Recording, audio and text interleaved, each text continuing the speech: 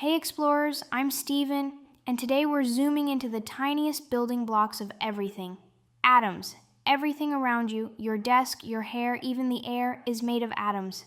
Atoms are so small you can't see them, even with most microscopes. Inside each atom are three tiny parts: protons, neutrons, and electrons. Protons and neutrons live in the center, that's called the nucleus. Electrons zoom around the outside like lightning-fast planets. If an atom were the size of a stadium, the nucleus would be like a pea in the middle.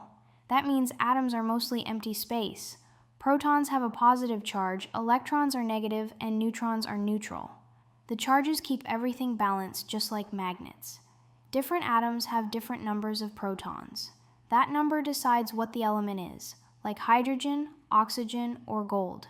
Atoms can join together to make molecules, like H2O for water. When atoms bond, they share or swap electrons. That's chemistry, the science of how atoms work together. Some atoms are stable, but others can split, releasing energy. That's the power inside nuclear energy, used in science, medicine, and space. Atoms are ancient. The same ones inside you were once inside stars. Yep. You're made of stardust. Atoms never disappear, they just change and move forever. That's why everything in the universe is connected. The tiniest things make the biggest differences. Scientists use giant machines called particle accelerators to study atoms. They smash atoms together to see what's inside, even smaller particles. It's like opening a mystery inside a mystery. So what's inside an atom? Protons, neutrons, and electrons, tiny but mighty. They're the pieces that make up everything you've ever known. The universe is built from atoms, and you're part of that story. Stay curious, explorers, and keep thinking small to understand big.